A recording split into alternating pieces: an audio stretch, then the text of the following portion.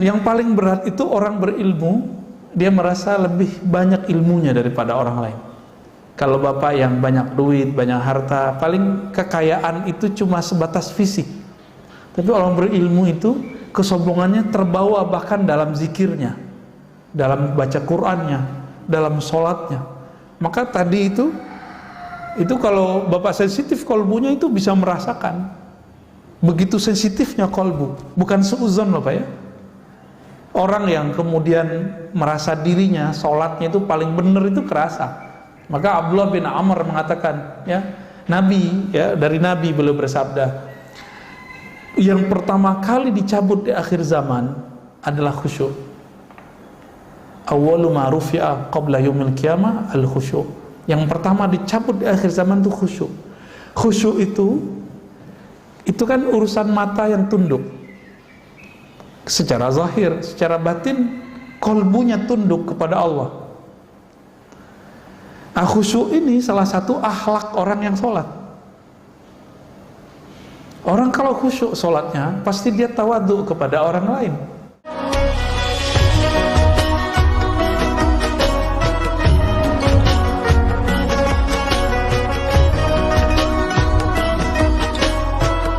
Dan offline juga supaya jangkauannya lebih luas. Demikian disampaikan Ustaz. Kepada Assalamualaikum warahmatullahi wabarakatuh.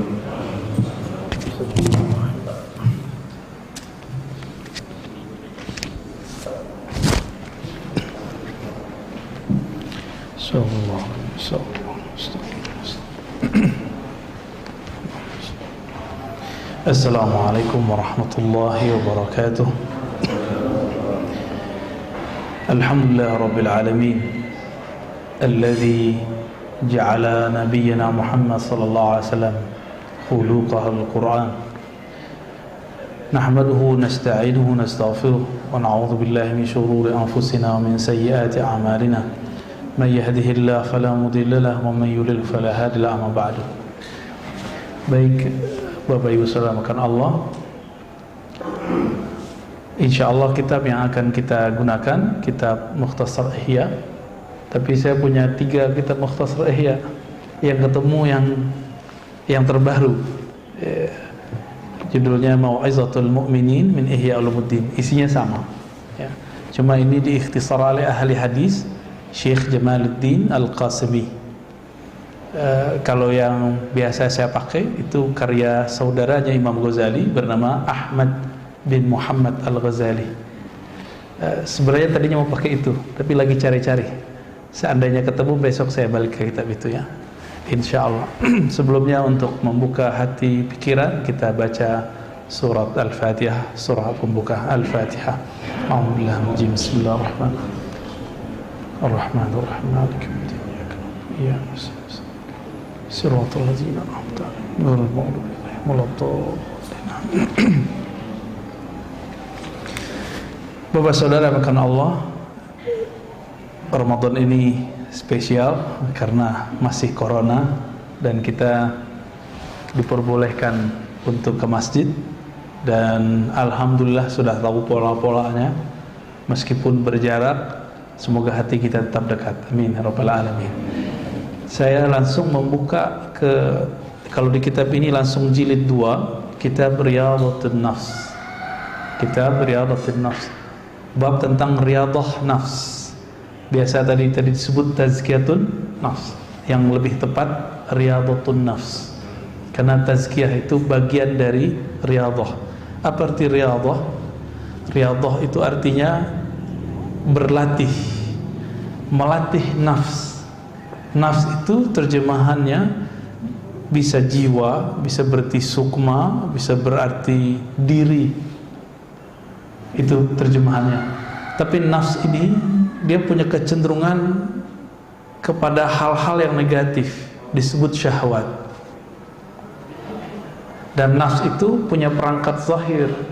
Untuk melihat dia punya mata, untuk mendengar dia punya telinga, untuk berbicara dia punya lidah, untuk masalah seksual dia punya faraj, kelamin, untuk makan dia punya mulut dan perut.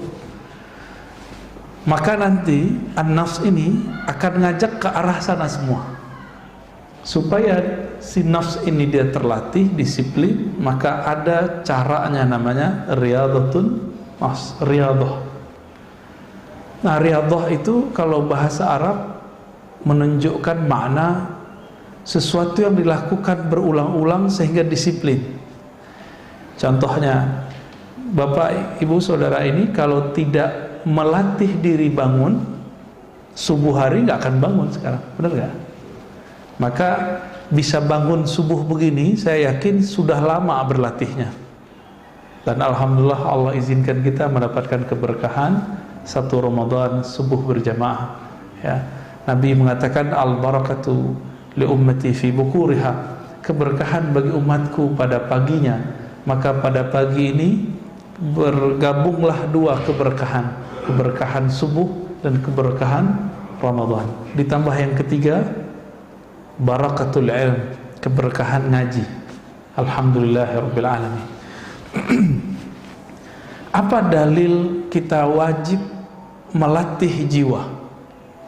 Di dalam Al-Quran yang dijadikan dalil untuk tazkiyah itu surat Asy-Syams ayat 9, surat 91 ayat 9.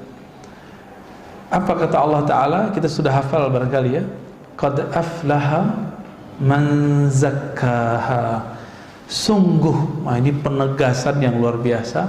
Allah mengatakan aflaha, telah beruntung, telah lega, telah sukses. Man zakkaha, siapa yang melakukan tazkiyah terhadap nafs. Baru ini bagian dari riyadhatun nafs. Apa arti tazkiyah? Zakkaha, yang membersihkan nafs dari kebiasaan buruknya. Jam segini enaknya tidur atau duduk ngaji, kata nafs. Kata nafs gimana Pak? Tidur. Tapi kita punya sisi lain namanya kolbu. Kolbu itu maunya ngaji Pak. Jadi yang duduk sekarang itu yang punya kolbu itu. Jadi kolbunya lagi hidup. Ini yang dikatakan dalam surat Qaf ya, sesungguhnya peringatan itu hanya dapat disentuh, dicapai liman kana lahu qalbun, bagi orang yang punya kolbu. Maka ini semacam pujian dari Allah untuk kita yang mau memfasilitasi kolbu. Kita sudah fasilitasi tubuh, nafs, jiwa kita dengan tidur ya. Alhamdulillah masih ada yang mau menyempatkan untuk membersihkan kolbunya.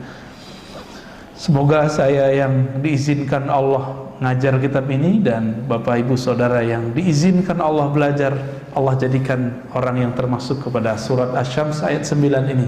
Sungguh beruntung orang yang membersihkan jiwanya. Ya, zakkaha, ha di situ nya berarti nafs, jiwa. Sebaliknya kalau beruntung lawannya apa? Rugi. Wa qad khaba man dassaha, ayat 10-nya. Dan sungguh khaba itu rugi, serugi-ruginya. Jadi orang itu jiwanya kosong. Kalau apa? Man dassaha, orang yang membiarkan jiwanya mengikuti alur nafsnya. Nafs itu maunya ke bawah, kehendaknya itu rendah semua. Kalau makan, ya ujungnya kan jadi buang air besar, juga air kecil. Semuanya rendah. Sedangkan kolbu maunya kita naik. Oleh karena itu, menurut Bapak Ibu semua, wajib nggak membersihkan diri, melatih jiwa, atau sunat? Wajib. Itu wajib. Maka orang-orang yang mengatakannya sunat berarti dia belum faham Islam, iman, ihsan. Sholat itu wajib. Tapi sebelum sholat kita ngapain? Wudu. Nah, wudu itu kan membersihkan fisik. Tapi adakah kita yang membersihkan badan dan dia juga membersihkan jiwanya saat dia berwudu? Jika itu terlaksana, maka khusyuk langkah pertama itu sudah tercapai. Jadi kenapa kita was-was di dalam sholat? Itu karena belum melakukan tazkiyatun nafs saat berwudu. Itu sebenarnya, ya. Dan di dalam Al-Quran Allah Subhanahu wa ta'ala menyebut orang yang sudah melakukan riyadhah, latihan terhadap jiwanya dengan cara membersihkan jiwa, itu dengan sebutan khuluqin azim. Siapa itu? Nabiyuna Muhammad sallallahu alaihi wasallam. Maka dalam surat Al-Qalam ayat 4, ya, surat 68, Allah berfirman, wa innaka la'ala khuluqin azim. Sungguh engkau wahai Muhammad ala khuluq, ya, sungguh berada di atas akhlak yang azim. Kata azim berarti besar dan agung. Azim ini beda dengan kabir. Azim ini lebih menyentuhnya kepada rohani kita. Makanya Allah menyebut azim ini cuma beberapa kali. Rabbul Arsyil Azim, Rabb, pencipta, pengendali, pengatur arasy yang agung. Tapi orang sekarang debat, Allah duduk di atas arasy, Allah di atas arasy, atau Allah cuma menguasai arasy. Itu perdebatannya sekarang. Orang nggak mau memahami apa lafaz azim itu. Orang sekarang berdebat, saya tidak tahu arasy itu makhluk atau bukan. Itu perdebatan yang berbahaya, ya. Padahal Allah bermaksud menyebut arasy bukan untuk kita berdebat, ini duduk di atas, bertempat di atas. Itu kesalahan arah orientasi beragama. Cuma karena jamaah sebagian sudah terjebak membayang-bayangkan Allah, maka kita juga kadang-kadang harus bahas. Tapi pada pagi ini kita nggak akan bahas begitu, Pak, ya. Kita lebih ke arah tazkiyatun nafsnya. Hadis yang sering kita dengar itu jarang orang menyebutkan sumbernya. Setiap bulan Maulid, bulan Rabiul Awal, orang menyebutkan hadis innama bu'istu liutammima makarimal akhlaq. Itu kan satu redaksi. Itu riwayat siapa? Ternyata riwayat ini nggak pernah dibahas oleh para asatiz, para dai sepanjang hidupnya.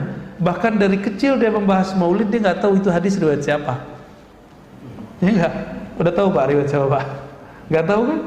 Tuh kenapa tuh nggak tahu? Katanya nyuruh belajar dari kecil, dari brojol dan bumi, ya, al-mahdi ilal lahdi, sampai ke liang lahat. Si ustadz yang ngomong begini aja nggak tahu Pak hadisnya, dia nggak mau mencari di mana sumbernya. Ini berarti dia juga membiarkan dirinya dalam jahlun, ya, kejahilan itu, taklid jadinya. Nah, setelah kita teliti, di sini nggak disebutkan rawinya, ya. Itu ternyata ketemu redaksi ini dalam riwayat Imam Malik, riwayat Imam Baihaqi, Imam Tabrani, riwayat Imam Ahmad dengan redaksi yang bermacam-macam. Ada yang kalau di sini liutammima, untuk menyempurnakan akhlak. Ada yang lafaznya yang lain, ya, usliha, atau lafaz sejenisnya mahasinal akhlak, ya. Maka agama itu, goalnya beragama itu akhlak yang azim tadi. Maka akhlak yang azim ini meskipun tidak memberikan orang duit, tapi kalau akhlaknya azim, nggak dikasih duit pun orang ridho. Kita ngasih orang duit, orang seneng Pak, tapi kita omongin dasar lo pengemis, gimana Pak? Seneng nggak dia? Maka beda, berbagi itu tanda orang yang suka bersedekah. Tetapi akhlak inilah yang akan mempertahankan ini amal naik gak ke langit. Jadi banyak kita yang memisahkan antara ibadah dengan akhlak, ngaji ma akhlak. Maka sekarang orang banyak belajar yang disebut hijrah, ya. Tapi hijrahnya kok malah jadi galak sama orang tuanya, jadi serem sama jamaah, ya.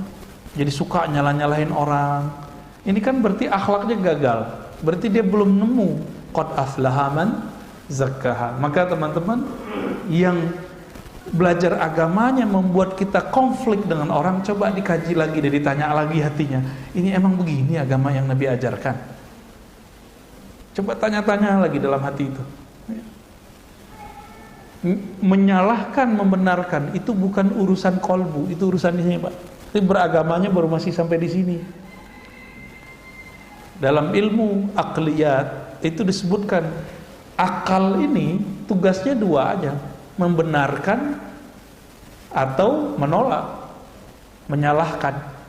Jadi kalau orang suka nyalah-nyalahin, ini belum dapat ya. Akhlak itu dari sini, dari dalam kolbu, ya.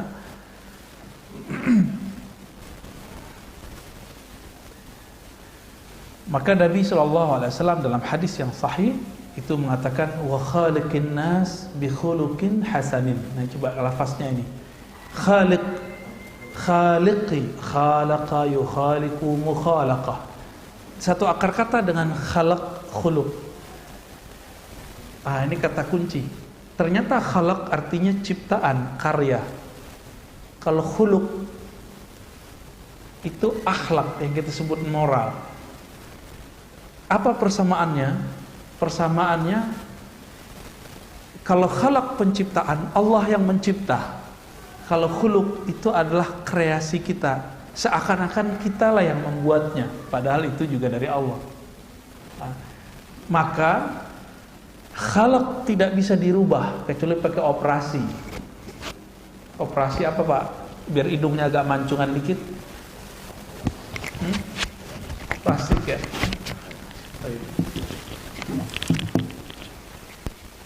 Jadi pada dasarnya wajah nggak bisa dirubah, tapi akhlak bisa dirubah nggak? Bisa. Nabi Muhammad SAW ketika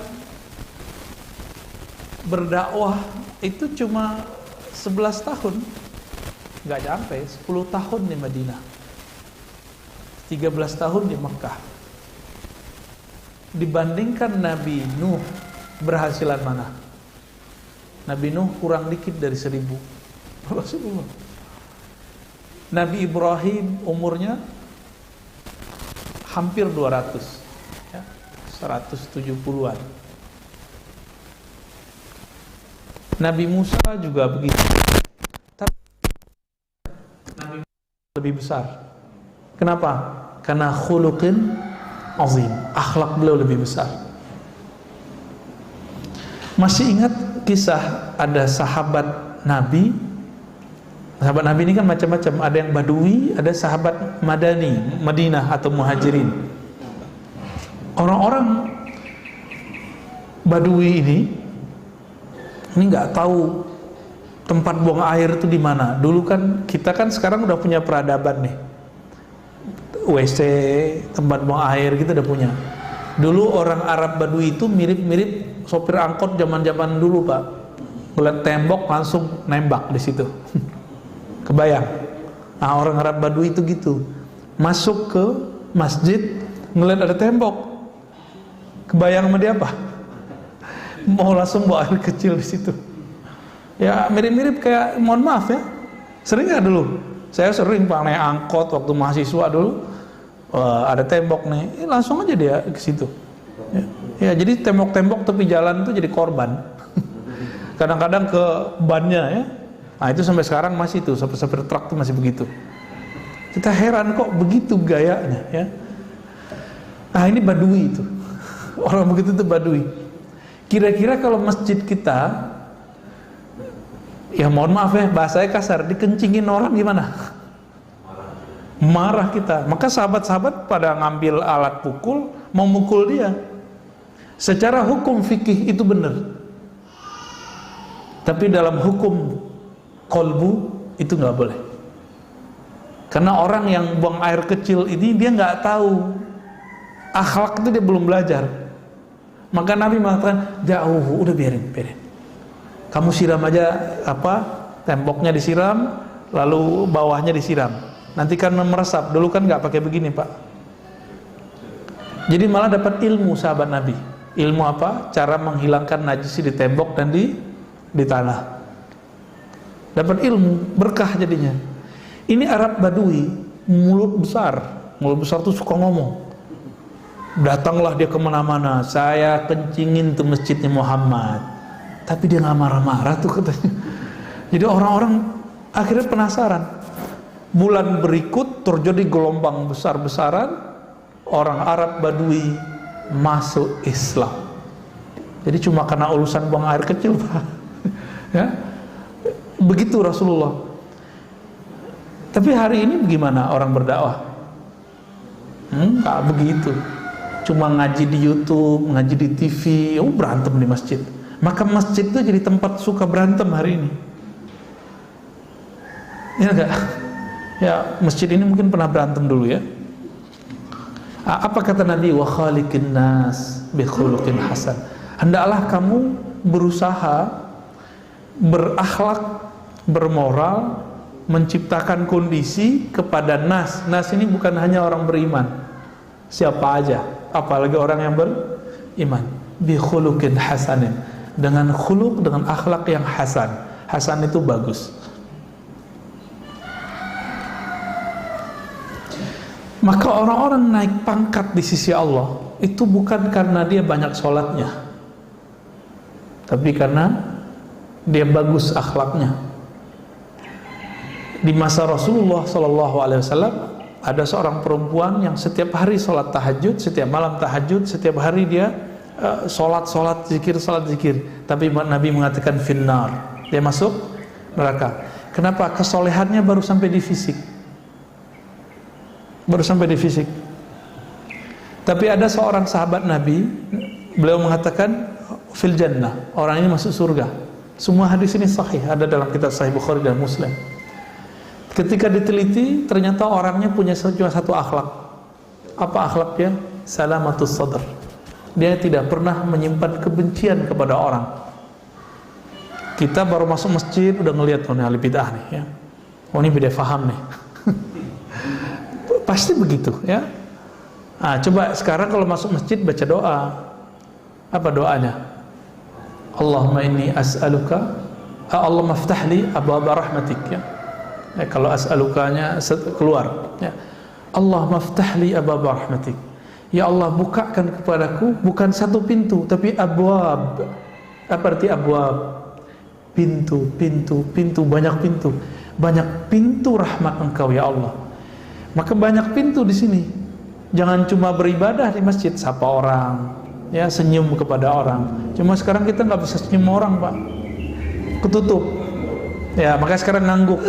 Kita nunjukin kerendahan hati dengan cara ngangguk, ya. Mata yang teduh itu sudah cukup sebenarnya. Berdasarkan itu juga Nabi SAW menyimpulkan. Apa kata beliau ketika ditanya ayyul mu'minina afdal, orang beriman yang paling hebat itu siapa wahai Rasulullah? Jawaban beliau ahsanuhum khuluqa, orang yang paling bagus, paling sempurna akhlaknya. Dan akhlak itu Bapak Saudara makan Allah bukanlah hiasan fisik, dia ada di dalam kolbu. Jika di kolbunya tidak dibersihkan, maka tidak akan muncul akhlak yang bagus. Maka kitab ini nanti akan membimbing kita bagaimana cara membersihkan kolbu. Di kolbu kita ada merasa lebih baik dari orang nggak? Terbersit Pak? Ada ya? Ada ya. Saya punya pengalaman lama Pak tentang merasa lebih pintar dari orang itu. Karena ujiannya orang yang belajar satu ilmu merasa lebih pintar dari orang. Sampai sekarang rasa itu muncul, tapi kita langsung ta'awuz. Maka mohon maaf, saya bisa merasakan dan bisa mengecek Pak di wajah Bapak itu ada rasa itu atau tidak. Itu membayang di wajah. Hati-hati loh Pak ya. Ternyata ahli psikologi punya ilmu tentang itu, membaca raut wajahnya begini, gimana itu kebaca ya. Mungkin Bapak yang ahli kejiwaan, psikolog itu bisa baca bekas itu di wajah saya masih ada. Bukan berarti sekarang saya udah nggak sombong, masih ada itu, tapi kita halau terus setiap hari.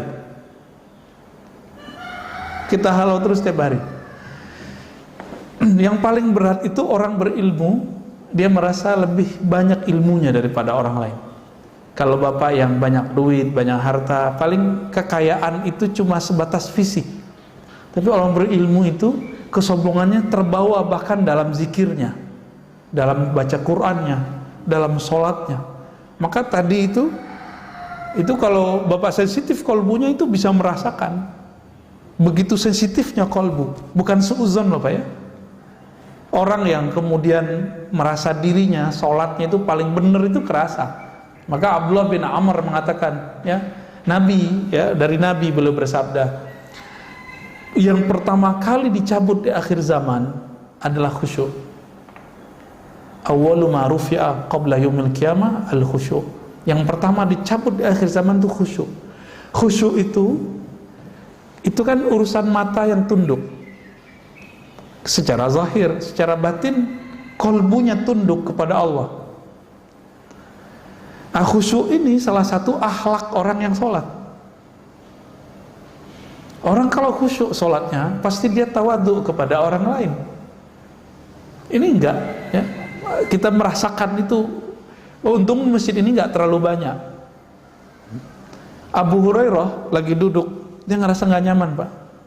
Hadisnya sahih ya, ada diceritakan dalam Riyadhus Shalihin juga, dikumpulkan hadis itu. Dia merasa ada sahabat ini lagi panas aura badannya. Akhirnya beliau mengatakan, siapakah di antara kalian yang bertengkar hari ini, yang mutus silaturahmi hari ini? Itu orang yang bertengkar itu pasti panas hawanya. Abu Hurairah ini zikirnya setiap hari 12.000, maka kolbunya lebih tajam dari kolbu-kolbu kita. Duduk sama dia sudah bisa merasakan getaran-getaran hati orang. Ini bukan masalah gaib, itu bukan gaib Pak. Orang silat aja bisa membaca cakra, masa Abu Hurairah yang zikir 12.000 nggak bisa? Ya, lebih canggih Abu Hurairah. Maka beliau nggak tuduh kamu nggak. Beliau cuma bilang, siapa yang mutus silaturahmi hari ini, bertengkar hari ini, pulang minta maaf, baru balik sini. Kenapa? Majelisku adalah majelis malam Jumat, malam ini amal diangkat. Orang yang mutus silaturahmi, amalnya tidak diangkat. Nanti majelis kita tidak dibaca di sisi Allah Subhanahu wa taala. Kira-kira begitu pesan beliau ya, kalau kita terjemahkan secara bebas.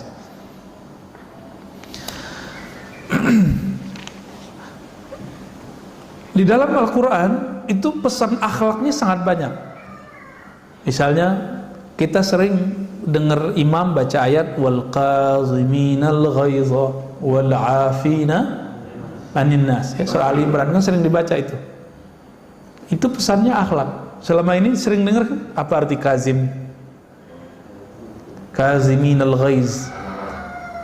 Bukan memendam emosi, tapi kazimin itu yang menghalau emosi. Kaziminal ghaiz. Maka salah satu zuriat Nabi dulu ada namanya Musa al-Kazim. Karena beliau itu nggak pernah marah. Mau dibully orang segimana aja dia nggak pernah marah. Ini Musa al-Kazim. Ya. Anaknya Syekh Asnawi Caringin itu namanya Ahmad Kazim. Saya pernah berziarah ke sana. Kaget juga kita namanya Ahmad al-Kazim. Lalu bagaimana cara untuk mendapatkan husnul khuluq atau al-akhlaq al-hamidah, al-akhlaq yang sempurna, yang baik. Beliau memberikan tips kepada kita. Caranya adalah bersihkan sumbernya, maka hulunya gitu ya, muaranya akan bersih. Bersihkan dari dalam. Jadi jangan cuma bersihkan luarannya. Saya hijrah nih, ganti pakaian dari pakaian biasa ya, robek-robek sekarang pakai gamis. Itu bisa merubah akhlak nggak?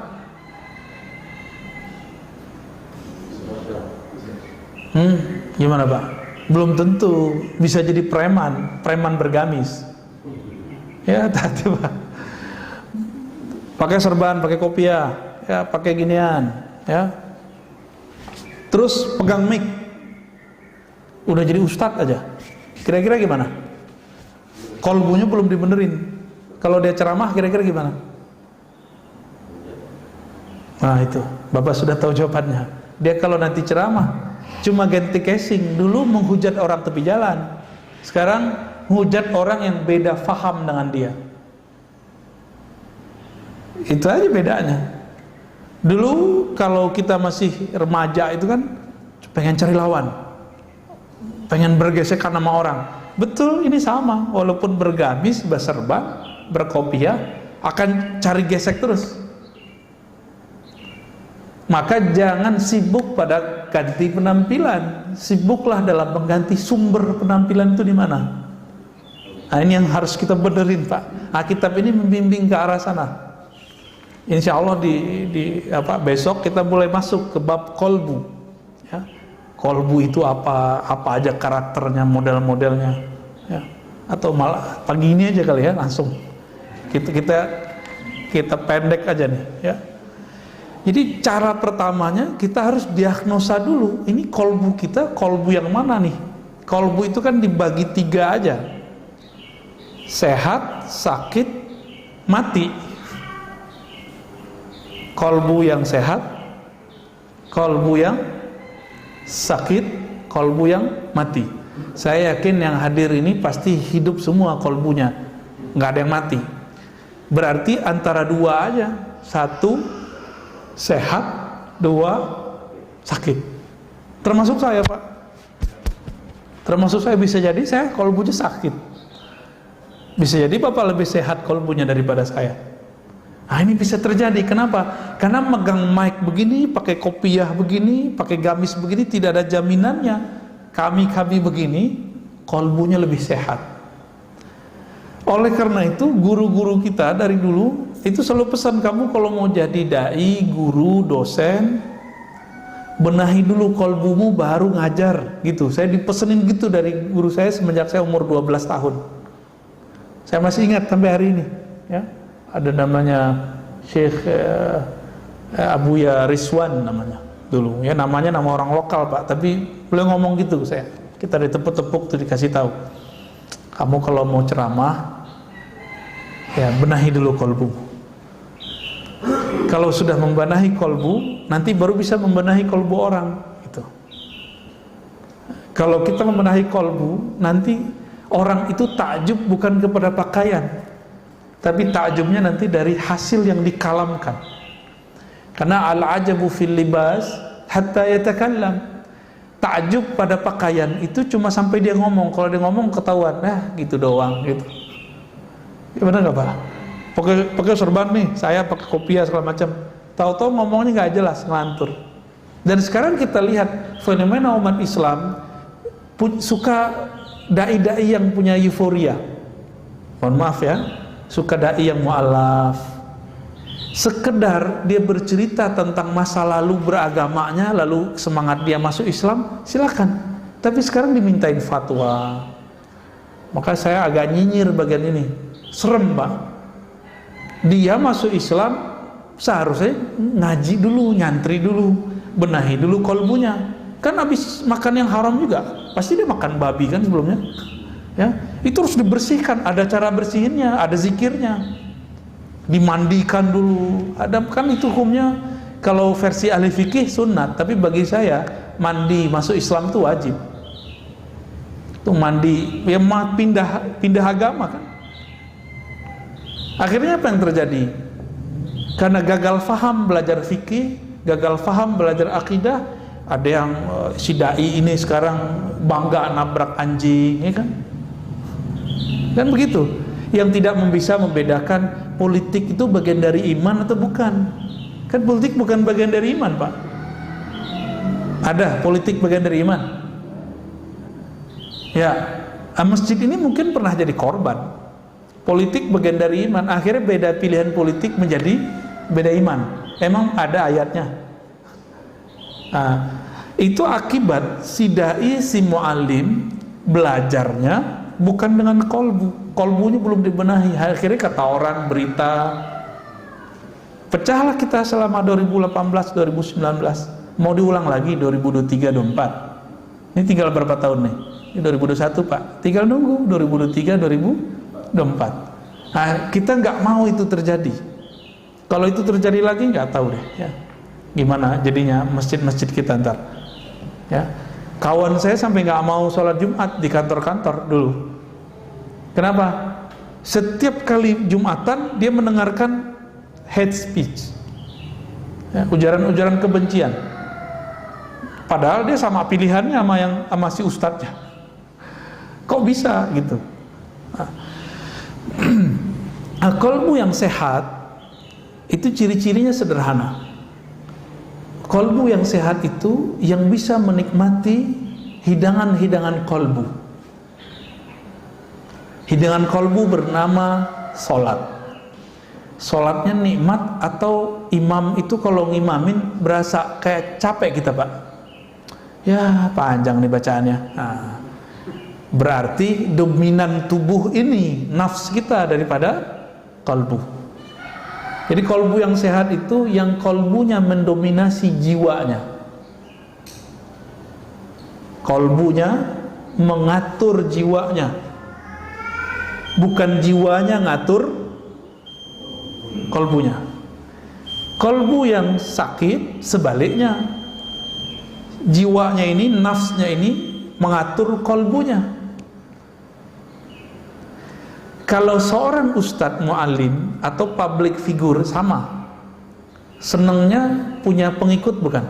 Follower kalau artis. Maka dia kalau ilmunya baru sampai di follower, jika nanti followernya terancam kabur, dia akan berusaha bagaimana cara memperbaiki itu walaupun mengorbankan kolbunya. Maka kita lihat ini sudah banyak, ya. Banyak sekali para da'i menjadi mad'u. Dia da'i artinya ngajak, tapi malah diajak. Dia seharusnya influencer, memberi pengaruh, tapi malah dia dipengaruhi. Seharusnya dia menjadi orang yang diikuti, sekarang dia mengikuti selera followernya. Pilih mana? Kira-kira gimana, Pak? Itu menyaksikan nggak? Banyak yang begitu. Banyak, Pak. Dulu teman kita lurus, ngajar aja. Sekarang karena jamaah sekitarnya itu ingin menggiring dia ke arah politik praktis, dia sekarang ngomong politik praktis. Padahal si ustadz ini tadinya itu dicintai banyak umat. Karena dia mulai masuk ke politik praktis, kita mesti berpolitik, Pak. Harus ada orang yang masuk ke politik praktis, itu fardu kifayah. Tapi si ustadz yang di bagian ini seharusnya tidak. Dia cukup mendorong semangat kebangkitan Islam. Untuk urusan politik praktis dia nggak usah macam-macam lah. Akhirnya apa? Orang yang tadinya suka ngaji sama dia sekarang udah nggak ngaji sama dia. Jadi jangan-jangan kalau kita masuk ke bukan wilayah kita untuk nyenengin satu kelompok, kita gagal untuk bisa menyinari kelompok yang lain. Nah, ini terjadi, ya. Dan yang ketiga, kolbu yang mati.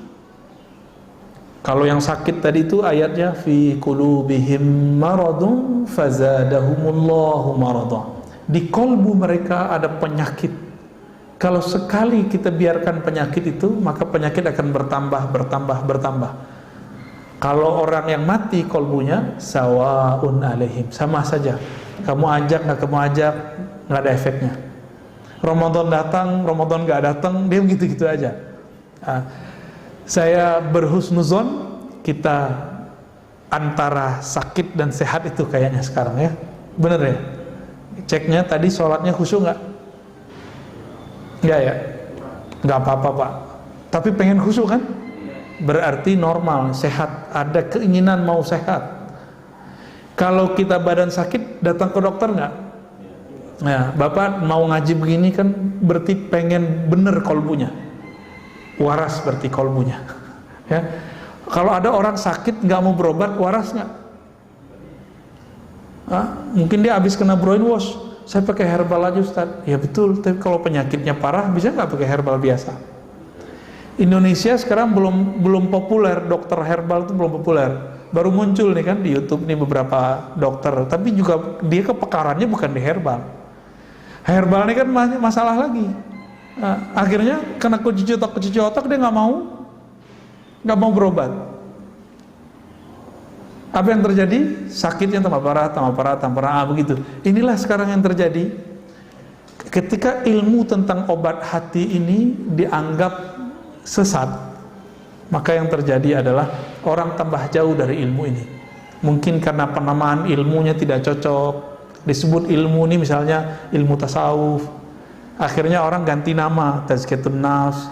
Kalau saya nyebutnya riyadatun nafs, ya, nyebutnya riyadah, latihan nafs kalau mau disebut, karena kitabnya menyebutkan itu, ya. Nah, insya Allah nanti kita akan cek penyakit apa aja yang ada di kolbu, cara diagnosanya 1, 2, 3. Kalau ada berarti positif, kena virus penyakit kolbu. Nanti dari cara kita mengetahui itu sebab-sebabnya apa, akan ketahuan cara ngobatin kolbunya. Nanti ada bertahap insya Allah, ya. Insya Allah ke pertemuan besok kita akan mulai masuk ke penyakit pertama dalam kolbu, yaitu al-kibr, ya. Penyakit sombong dan turunannya nanti insya Allah. Ini penyakit paling tua, penyakit yang dulu pernah diidap oleh iblis dan sampai sekarang nggak sembuh-sembuh, ya. Semoga Allah jaga kolbu kita dari selainnya, amin ya rabbal alamin. Ada diskusi Pak, apa udah? Cukup ya?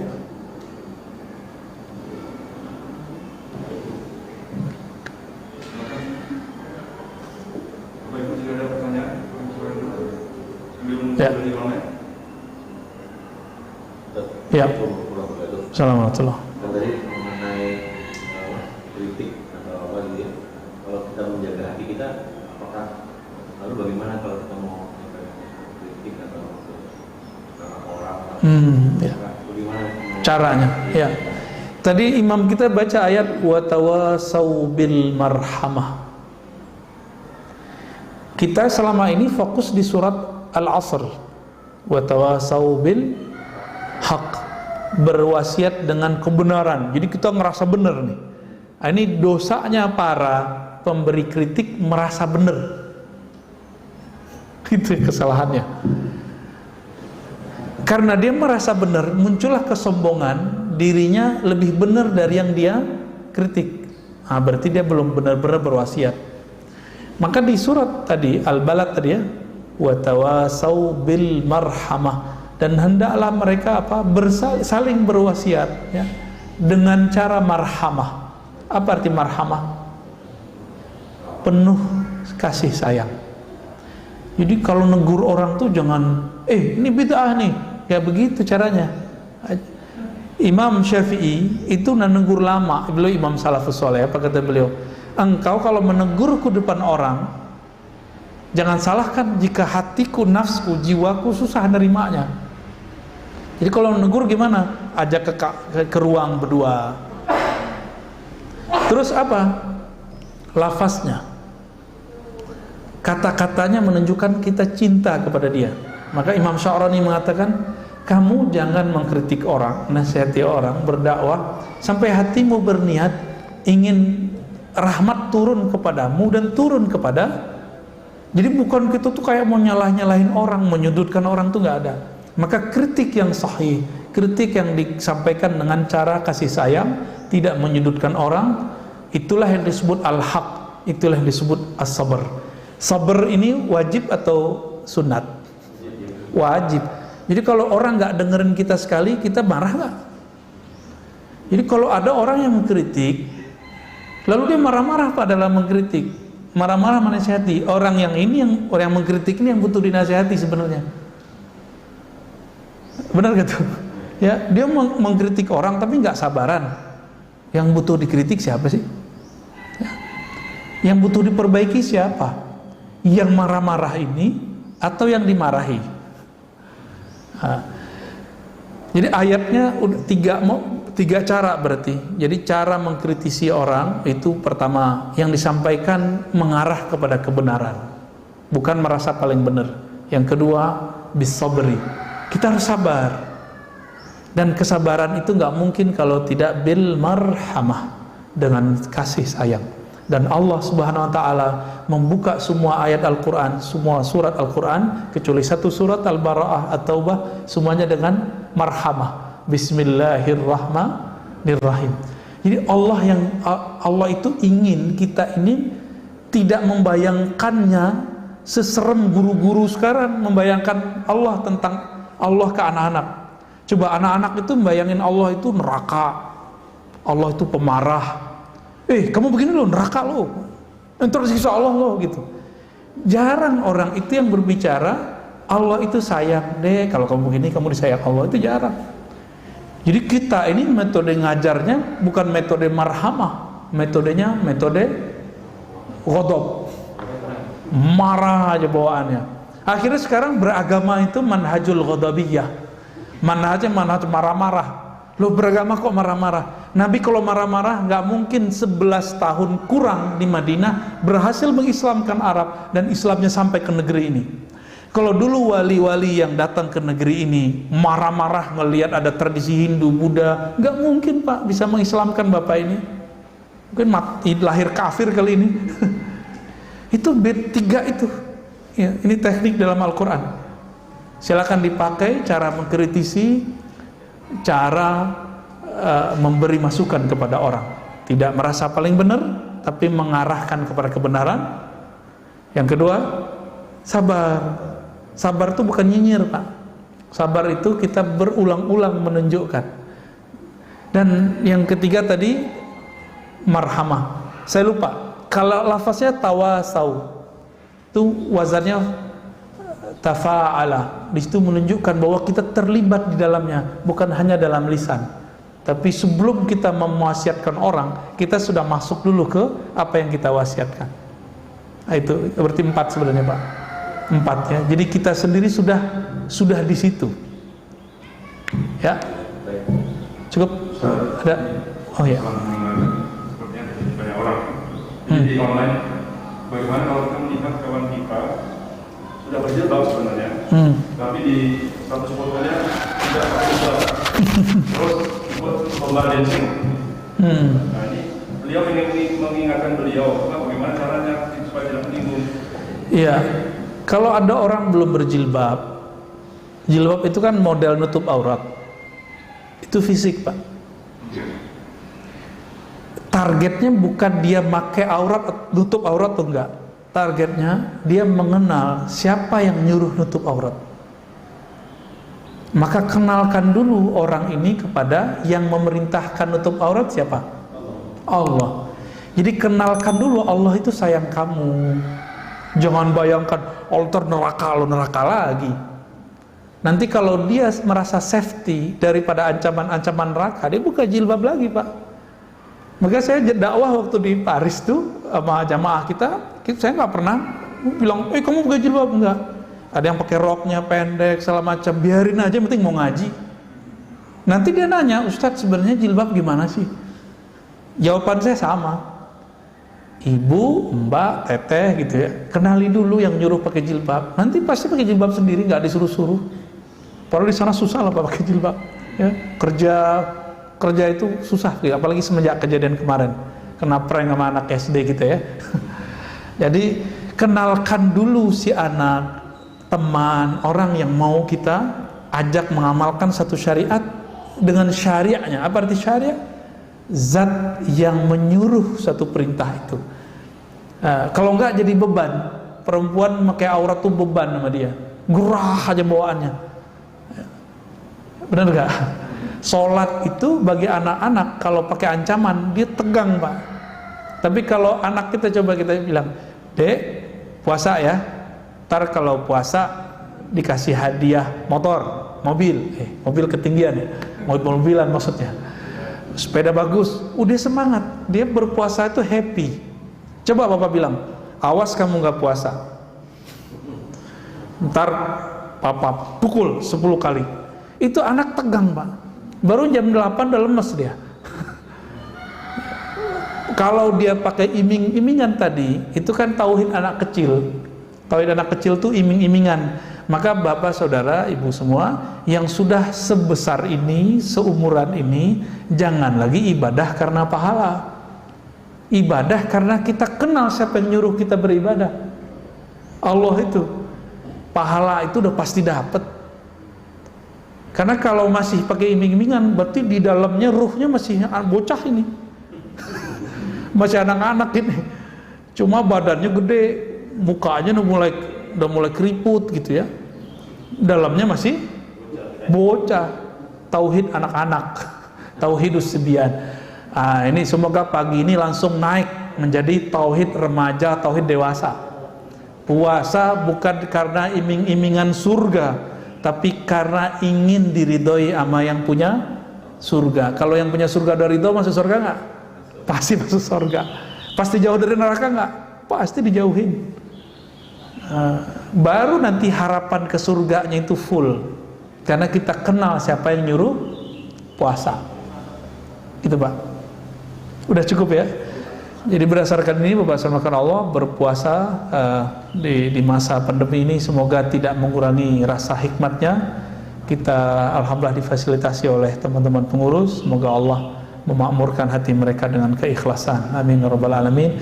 Dan untuk kita yang ngaji, Allah terima puasa kita, salat kita, zikir kita, dan Allah sempurnakan kekurangan kita. Amin ya rabbal alamin. Allahumma nas'aluka khaira hadzal yawm wa khairan fihi khairan ba'da wa na'udzubika min syarri hadzal yawm syarri ma fihi syarri ba'da. Ya Allah, kami minta kebaikan, keberkahan, cahaya di hari ini dan cahaya setelahnya, kebaikan setelahnya, dan jaga kami ya Allah dari keburukan hari ini dan keburukan setelahnya. Rabbana atina fid dunya hasanah wa fil akhirati hasanah wa qina adzabannar. Wa sallallahu ala nabiyyina Muhammad walhamdulillahi rabbil alamin. Demikian dari saya, mohon maaf. Assalamualaikum warahmatullahi wabarakatuh.